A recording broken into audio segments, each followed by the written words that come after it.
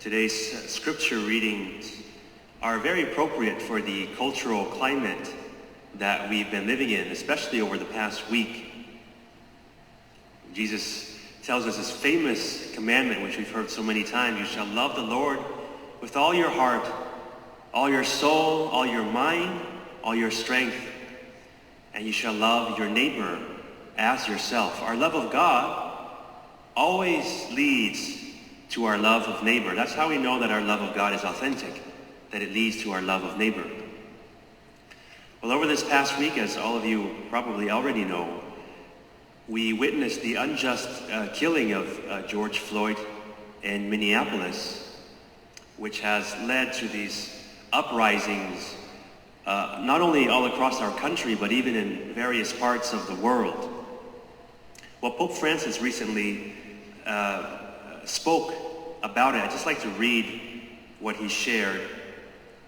He said, "My friends, we cannot tolerate or turn a blind eye to racism and exclusion in any form, and yet claim to defend the sacredness of every human life."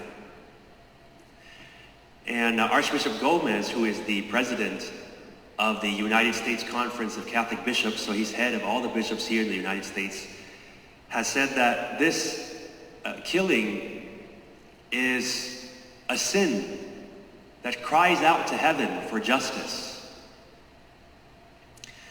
Pope Francis also said, at the same time, we have to recognize that the violence of recent nights is self-destructive and self-defeating. Nothing is gained by violence, and so much is lost.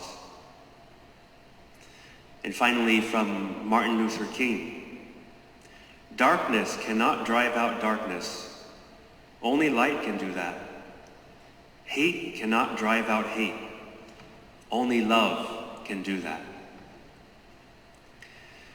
I'd like to invite us to an examination of conscience based upon these reflections from Pope Francis, Archbishop Gomez, Martin Luther King, and finally the scriptures themselves that say that our love for God must always lead to our love of neighbor. So I guess the question would be, how is our love for those who have been unjustly discriminated against?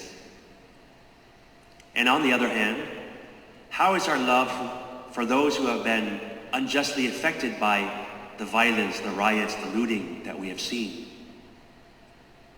I think today we can ask during the Mass, Lord, just as you help me to love you, help me to also to love my neighbors, my friends, those who are hurting, those who are marginalized, those who are affected in any way by all the events that have been going on over the past week and indeed over the past months with this pandemic.